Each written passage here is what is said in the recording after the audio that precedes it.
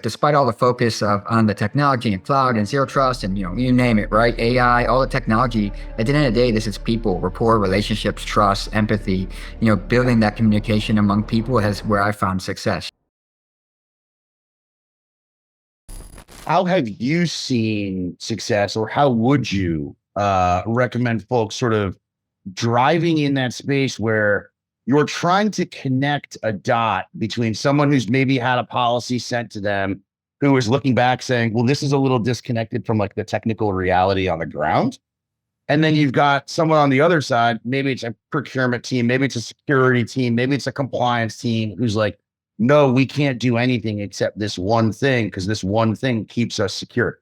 There's a huge human element and sort of like change management culture under that. How do you start to break that elephant down and really look at like driving an organization forward? Yeah, I mean, you kind of touched on when you said the human element piece. Like, despite all the focus on the technology and cloud and zero trust and you name it, right? AI, all the technology. At the end of the day, this is people, rapport, relationships, trust, empathy. Building that communication among people is where I found success. Maybe speaking their language, understanding like everyone has their own incentives of what's driving them, why they're doing what they're doing. So trying to build that rapport with them. And this is something like, folks like Nick Sinai and other folks from Hack Your Bureaucracy talk about. It's just understand like what's driving them, why are they doing what they're doing, and then trying to help them understand what you're doing, what you're trying to accomplish, and align those incentives to ensure that the organization has the outcomes that it's after is where I found a lot of success.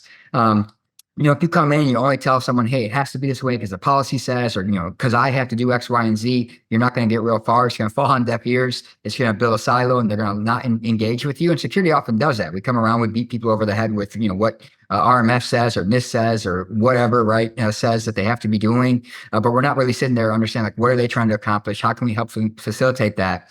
And how can we drive towards, secure mission outcomes at the speed that it matters for the mission versus just beating them over the head with policy, I think is, so like it comes out, like I said, the human element, like you talked about trust, empathy, building relationships, building rapport, being an ally rather than an adversary, because the adversary is not each other. The adversaries are other nations.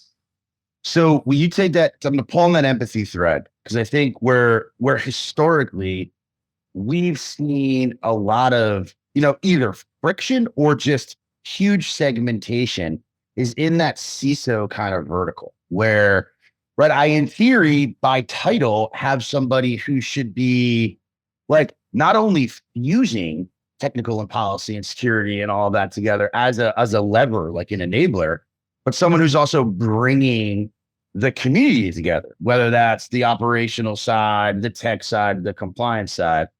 And more often than not, you either find a CISO that is literally just going to be the scapegoat. And, they're 2 levels down from a CTO or a CIO, and they get brought up on stage when like SolarWinds happen and they go to jail, and then they get sent back down to the basement.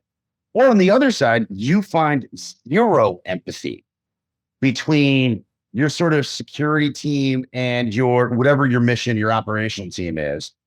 How have you, I guess, is there an example where you've seen that done well, bringing that empathy together? And if not, what could that look like? How should folks on both sides of that table, right? That CISO, that security, that leadership side, and that operational leadership side, how do we start to get them to have that shared awareness that, hey, not only can security be strategic, having a clear sort of focus on a single pane of glass allows you to take risks and actually go take advantage of opportunity, which I think then comes back to your sort of stagnation point in the beginning.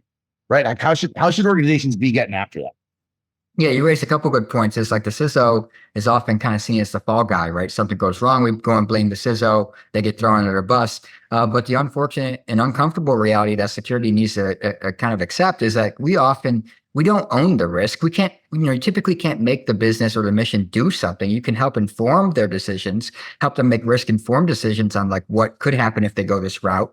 And, you can try to make them understand the implications of a certain decision, but we don't own the risk most of the time. It's, they're going to do what they're going to do with or without us, for better or worse. So trying to build that relationship and help them understand like, hey, you can do this, we can't stop you, but here's the implications of if you do it. Here's how you can make a risk-informed decision is a way to go about that. And you talked about the the outcomes, bridging the gap between policy and operations and things like that. It's just those aligned incentives, just like we talk about kind of penalizing development engineering teams for producing insecure systems or products. We also need to maybe take a look at penalizing the security team if they're just dragging things to a screeching halt and, for the sake of safety or security, and like actually, dragging back the mission outcome. We're all here for a reason, and it's not security. I hate to say it, but like, we're not in the business of security. We're not a security vendor. We're here to whatever the warfighter's mission, the mission owner, the federal civilian agency. You're talking about Centers for Medicare and Medicaid, VA, you name it, right? They all have a mission, and it's not cybersecurity. Cybersecurity is here to help them facilitate that mission and do it so securely. But we need to see things through the broader lens of the organization and what they're trying to achieve versus just only our kind of myopic, narrow view that we've looked at. It's interesting, to one, especially from you, I think it's interesting to hear that like, hey, we're not here just about security. I think a lot of folks don't recognize, and this is one of those things I'll hark back to Enrique Odi, my CTO, who we've just always learned from. He's got this perspective, which I think is closely aligned to what you're getting at, which is, hey, like that sort of the CISO, the security team, they balance risk. They're helping to create trade space so that we can enable a mission outcome. It's not this pursuit of like, hey, this is a perfect risk matrix, or like, we're perfectly secure, right? One, it's a false premise. And then two, I think that goes back, and I'm going to date myself here. I'm like, when I was a lieutenant walking around Afghanistan and we were clearing roads, and colonels would yell at us that like we wouldn't leave a road green on a map. And our perspective was like, hey, as soon as our eyes are no longer on this, it's not secure anymore. It's like, we'll call it yellow, but we're never going to have perfect security unless I have someone or something sitting along every step of the value chain, just wildly cost prohibitive. It's wildly resource inefficient. And then we effectively are pricing ourselves out of whatever geopolitical conflict we're going to be in, whether it's a near peer, whether it's some asymmetric threat. So how do you, and I guess, this is a good question, I think. What would your message be, right? Like, we in theory are going to have like a new Secretary of Defense, new CISA, all of that. How should they be thinking about that like really strategic role of security and opportunity and sort of risk, and changing, like, how should we be reframing that conversation at a national, at a strategic level? So I've just completely thrown you a curveball and been like, all right, Chris, you're POTUS. You're bringing people in. What's it look like? Yeah, you actually said a few things that stood out to me is like, you talked about in the earlier part of the conversation, like standing still and feeling safe, like in a walled garden kind of context. But as we talked about, the world's continuing to move, including our adversaries in the digital realm that are using, increasingly using cyber as a method of warfare, for example. So while we think we're safe and secure, the world is continuing to move. We need to be out there engaging with our peers in the organization. So not just siloing ourselves off in cyber, we need to be embedded with the engineering team, the development team, working hand in hand with them towards those shared outcomes. And another thing that you talked about is like, you may check a road, right? And it's safe when you look, but when you walk away, you have no idea what's happening there. I'm a parent of four. I have four kids. I might look in their room and it's clean when I looked, but 10 minutes later, it's no indicator of whether or not it's still clean. And that's kind of how we do cybersecurity. Perfect example. Like cybersecurity, we do our ATO, everything looks great. All your documents are in a row, it looks great, right? And then we come back in a year and reassess things. Like, the threat is dynamic. It's constantly changing. We need to be, always facilitating that activity of continuous readiness from a cyber perspective is another key aspect of that.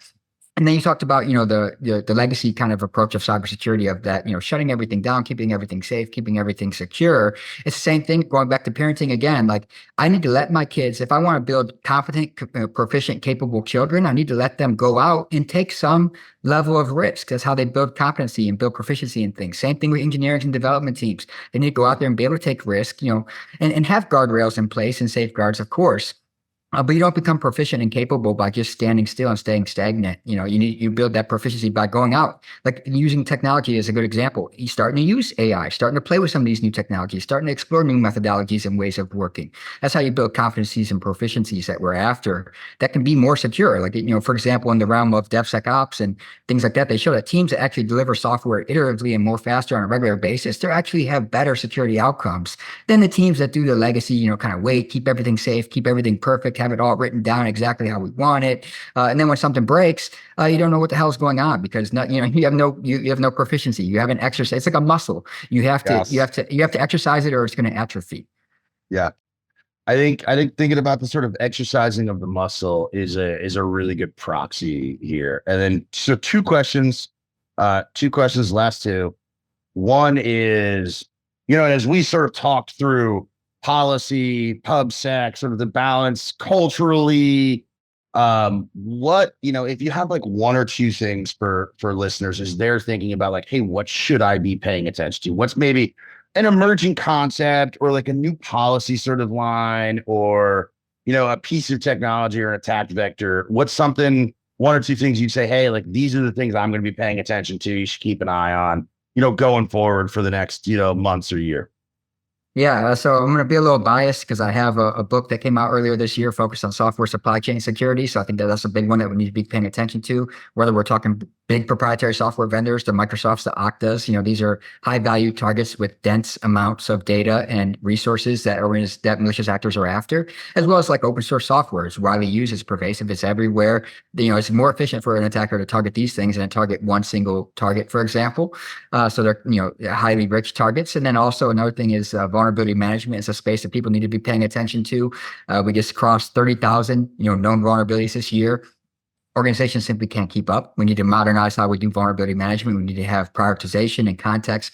Is it actually exploited? Is it known to be exploited? Is it likely to be exploited? Is it reachable? I'm getting technical a little bit, but we can't just throw a spreadsheet of 7,000 findings at developers. Every vulnerability is not a vulnerability. They're all not created equal, man. Exactly. We have limited resources. We have workforce challenges and constraints. We need to think about, how can we help the business make risk-informed, prioritized decisions around vulnerabilities and move at the speed they need to versus just chasing everything. Because if everything is a risk, you're getting nowhere. You're going nowhere. And then the other factor I would throw out there, if I could give a message, is like having empathy for the other side, from the development engineering side, thinking about some of these emerging threats, thinking about some of these policies that are coming out that cybersecurity needs to be concerned with. Why are they coming to you with this? Where is this coming from? What's driving this? And then from the security side, from the missions perspective and the operations perspective, what is their objective? What are they trying to achieve? Putting ourselves in their shoes and help understand like what they're doing, why they're doing what they're doing. And I think that can get us to those shared outcomes, shared incentives and outcomes that we're trying to get after. The shared outcome is such an undervalued thing as we get into security, because there's just been, it's been years, I think decade plus for both of us, sort of sitting around and trying to work with organizations on, hey, security can't just be this thing that like sits at the end of the hall or like sits in the basement. And like when a red light goes on, you're like, all right, security team, do your freaking thing. Like if they're not part of the process all the way through, and like your security leadership is not sitting in the room as you're building sort of mission plans, as you're thinking about strategy, as you're building scale for the organization. Think about that. If you have somebody that's completely disconnected or a piece that's completely disconnected and you build a system and that system breaks, you're asking security to be this like omnipotent sort of all-hearing duct tape that can just solve anything. That doesn't exist. They like, don't have any, they have no context. Like, why'd you build it this way? What is this system intended for you? And why did you make these different architectural, technical decisions along the way? If I'm not along with you on that journey, I can't just show up and know how to help you resolve 100%. things or remediate a situation.